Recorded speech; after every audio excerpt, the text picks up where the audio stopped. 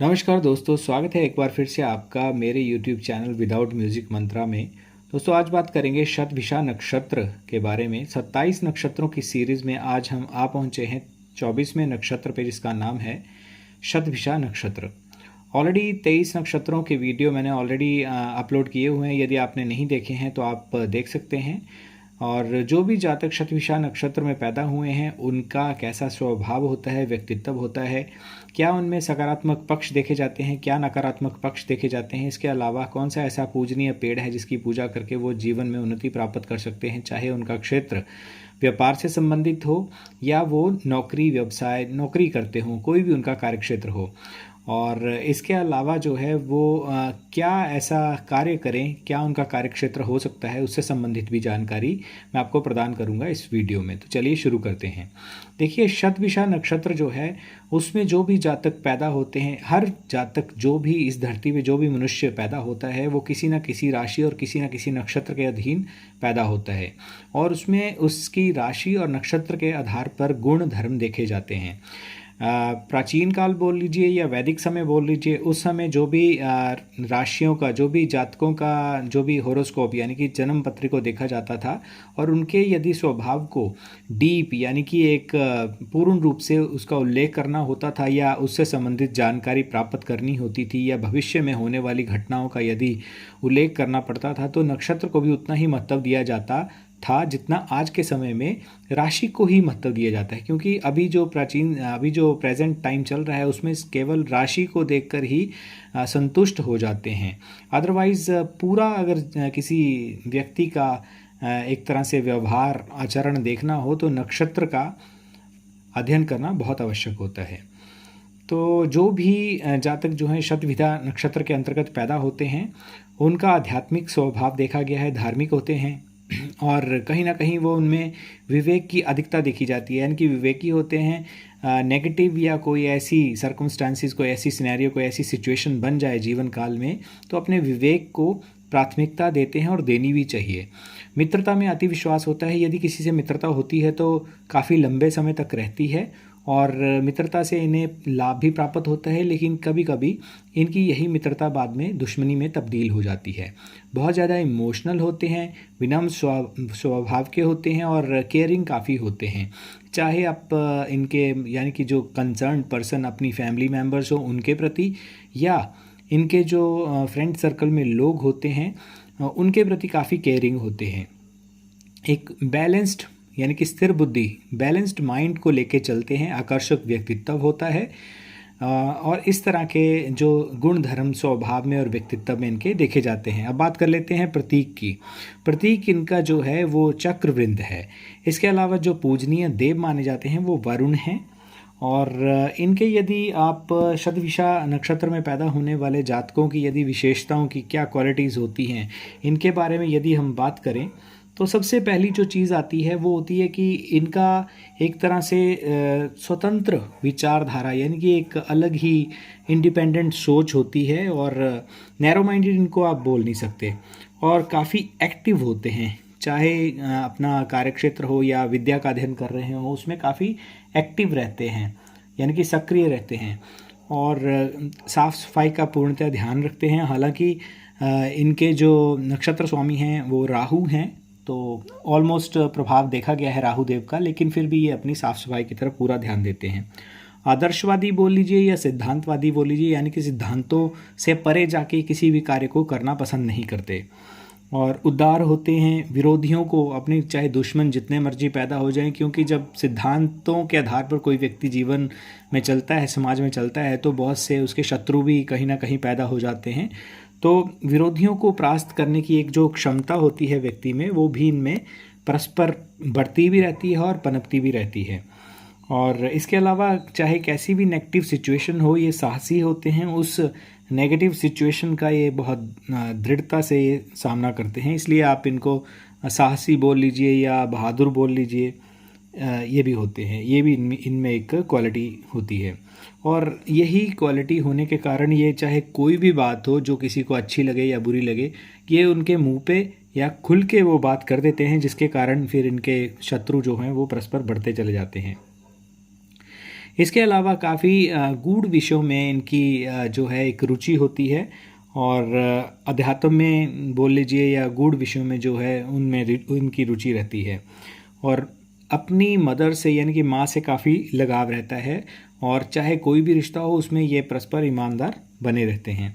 इनके लिए जो प्रतिकूल नक्षत्र देखे गए हैं वो है उत्तर भाद्रपद, अश्विनी, कृतिका, और इसके अलावा हस्त, चित्रा और उत्तर फाल्गुनी। ये नक्षत्र जो हैं इनके साथ कभी भी इनको साझेदारी नहीं करनी चाहिए, चाहे विवाह से संबंधित कार्य हों या कोई व्यापार, नौकरी, धंधे से संबंधित यदि कोई ऐसा बिजनेस की कोई डील चल रही है तो इन नक्षत्र वालों के साथ इनको नहीं करनी चाहिए।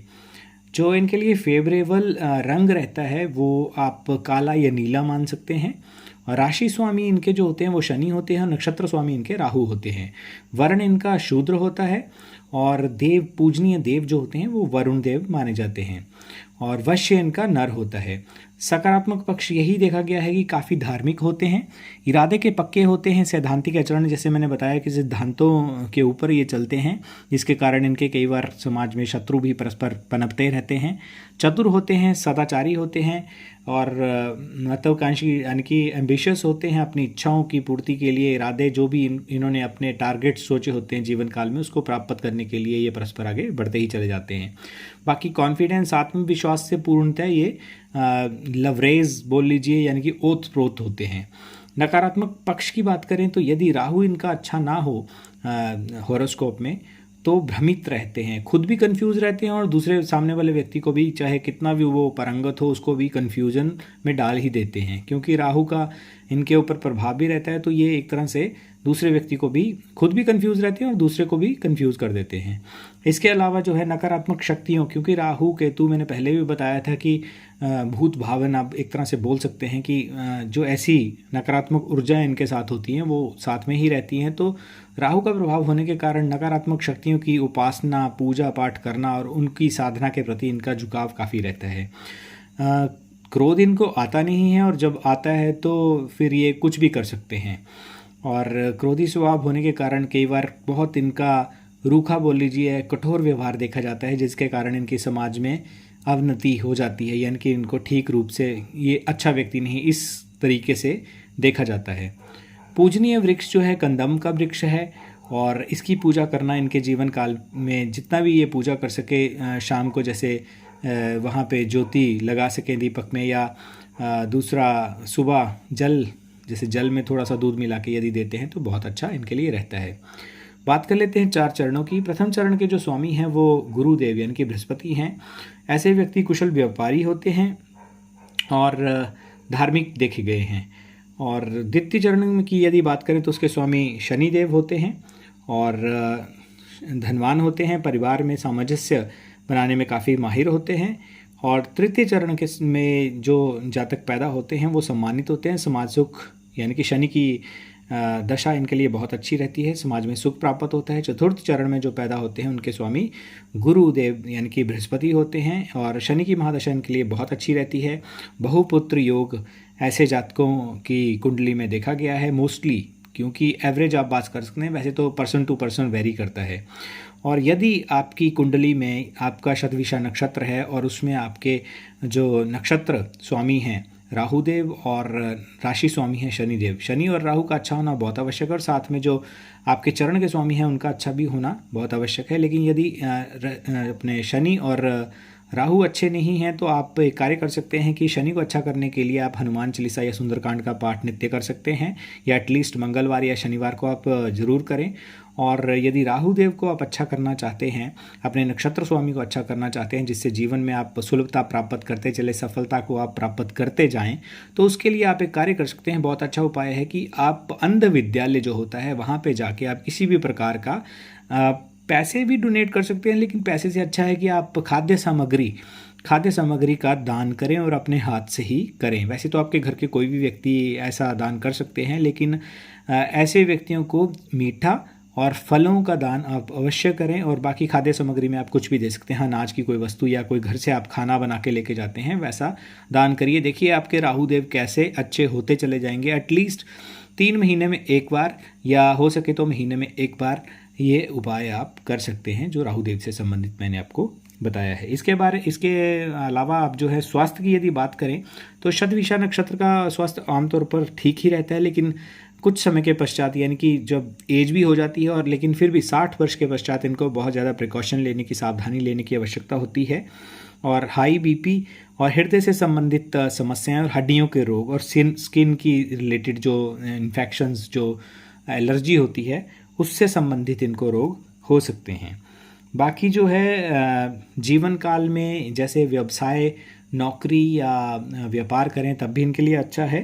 ये यदि वायु ऊर्जा, एविएशन यानी कि जो आप एविएशन से रिलेटेड कोई भी कार्य करते हैं, पायलट का हो गया, या आप समझ सकते हैं एविएशन से रिलेटेड मैं क्या कहना चाह रहा हूँ। अच्छे एस्ट्रोलॉजर हो सकते हैं, वैज्ञानिक हो सकते हैं, और ये कार्य करना इनके लिए, जेल अधिकारी हो सकते हैं, ये कार्य करना इनके लिए बहुत अच्छा रहता है। तो आई होप कि आपको ये वीडियो अच्छा लगा होगा। चैनल को सब्सक्राइब ज़रूर करें और वीडियो को फैमिली और फ्रेंड्स के साथ शेयर करें, या ऐसे जातक जो शतभिषा नक्षत्र जिनका है उनके साथ इस वीडियो को आप शेयर कर सकते हैं। आज के वीडियो में बस इतना ही। वीडियो देखने के लिए आपका बहुत बहुत धन्यवाद।